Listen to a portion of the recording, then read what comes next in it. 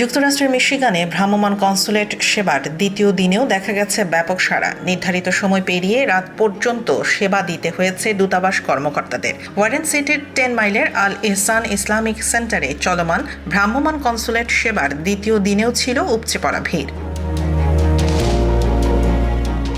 রোববার সকাল 9টা থেকে শুরু হওয়া কার্যক্রম নির্ধারিত বিকেল 5টায় শেষ হওয়ার কথা থাকলেও সেবা গ্রহীতাদের চাপে তা গড়ায় রাত 11:30 পর্যন্ত।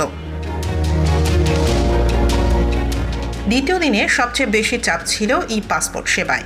এদিন মোট 207টি ই পাসপোর্ট, 377টি এনভিআর এবং 11টি পাওয়ার অফ অ্যাটর্নি সেবা প্রদান করা হয়।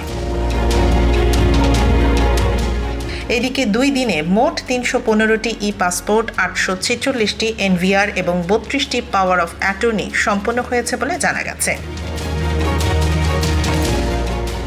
সারা বছর অপেক্ষার পর এই অস্থায়ী কনসুলেট সেবা পেয়ে সন্তোষ প্রকাশ করেছেন প্রবাসী বাংলাদেশিরা। তবে তাদের একটাই দাবি, মিশিগানে দ্রুত একটি স্থায়ী কনসুলেট অফিস স্থাপন। আসসালামু আলাইকুম। খুব ভালো লাগছে তারা এখানে যারা অর্গানাইজ করছেন। আলহামদুলিল্লাহ আমরা মিশিগানবাসী খুবই অর্গানাইজটা ভালো লাগছে এবং আমরা শান্তিমতো সপ্তাহ করিয়া দিতে পারলাম। তো আমরা একটা দাবি, ওখানে আমরা অফিসটা হইলে সবে মানুষরা বাইরে থেকে আইবা, সব এইখানে সপ্তাহ সম্পূর্ণ করতে পারবা। ওটু সবর চাওয়া এবং পাওয়া। ধন্যবাদ আপনারা সবরে।